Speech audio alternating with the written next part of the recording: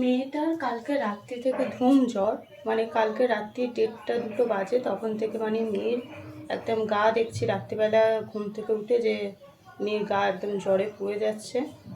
তো কালকে রাত্রি থেকে মেয়ের জ্বর কিছুতেই কমছে না, তাই আজকে সকালবেলা দেখো মেয়ের জন্য একটুখানি গরম গরম দুধ আর বিস্কুট নিয়েছে।